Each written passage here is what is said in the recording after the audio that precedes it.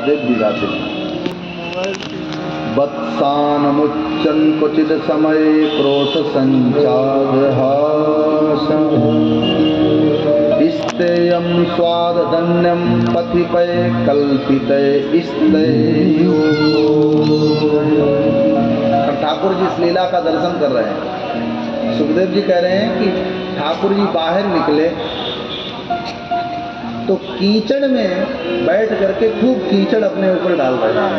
छोटे से कान्हा, यशोदा ने कहा, अरे लाला तुझे नए कपड़े पहनाए, पीत झंगुलिया, सुंदर लकुटिया, सुंदर मोर मुकुट, और तूने अपने कपड़े कीच से सब गंदे कर लिए। ठाकुर जी नहीं आए।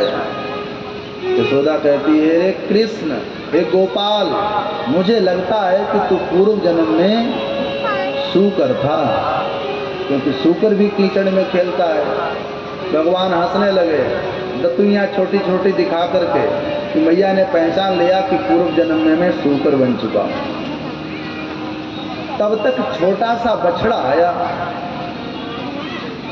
वत्सान मुच्चिन क्वचिद समय, उस बछड़े की ठाकुर जी ने पूंछ पकड़ ली। पूंछ पकड़ी तो बछड़ा भागने लगा। बछड़ा भागा तो ठाकुर जी भी बछड़े की पूंछ छोड़ नहीं रहे। कैसा दर्शन करो, छोटे से कन्हैया बछड़े की पूंछ में टंगे हुए जा रहे हैं, घसीटे लग रहे हैं। ठाकुर जी मुस्कुरा रहे हैं। क्यों?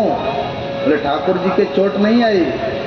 बोले यमुना महारानी ने ठाकुर जी के बिहार के लिए वृंदावन की भूमि को दूध के फेन के समान कोमल बना दिया था। जैसे छोटे छोटे बच्चे कभी कभी देखा होगा, पैर पकड़ करके उसको झूला बनाकर फिर मिट्टी में गड़ाते हैं, पटकते हैं, बच्चा हंसता है। क्यों?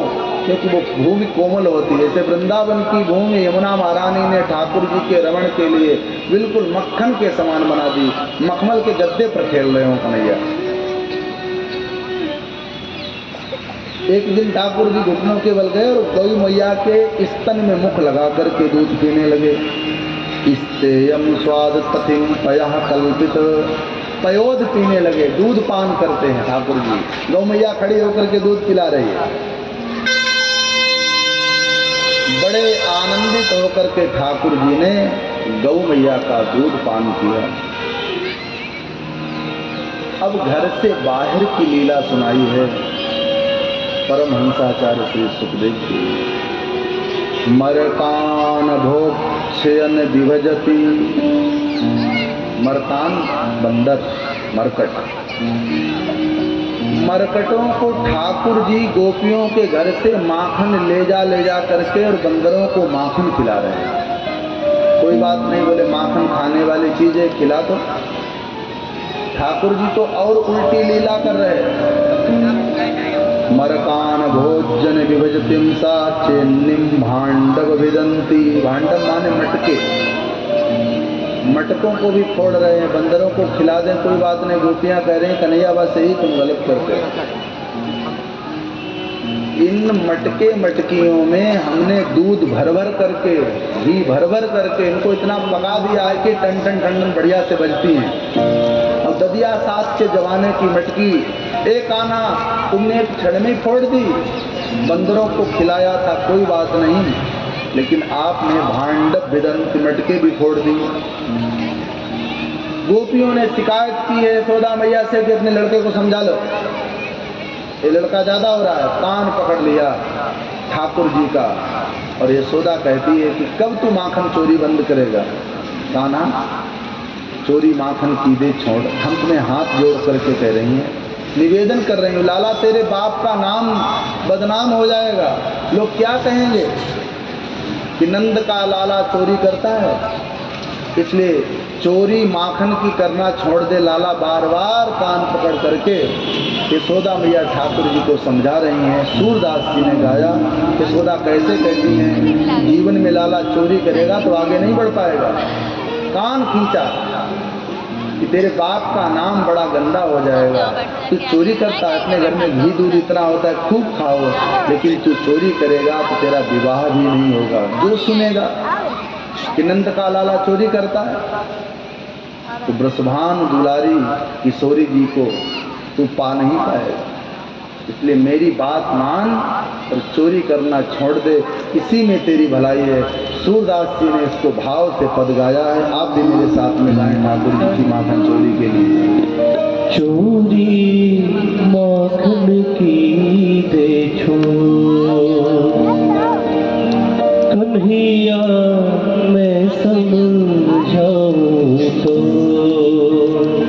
हो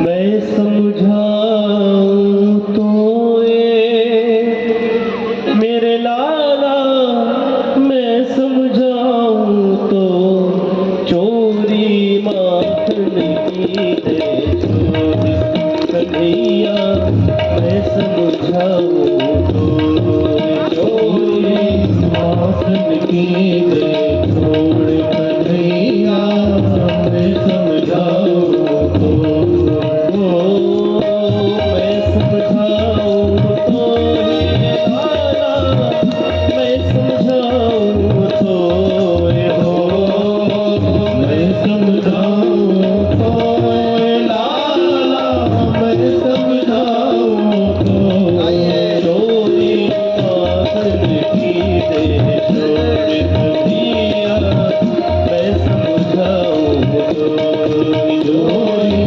माखन की देखो कन्हैया मैं समझाऊं हो।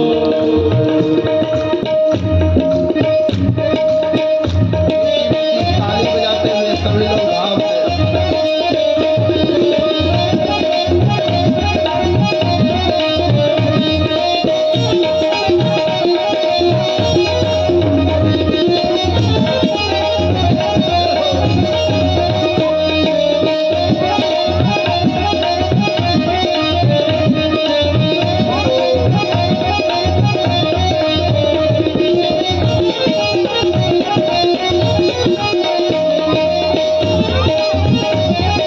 आप लोग ताली सेवा करते हुए।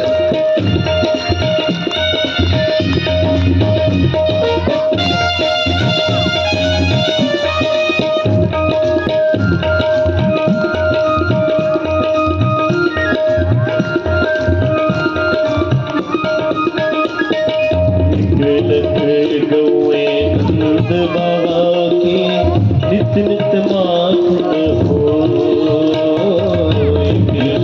गौए नंद बाबा की नित नो माखन हो, एक लख गौए नंद बाबा की नित ने माखन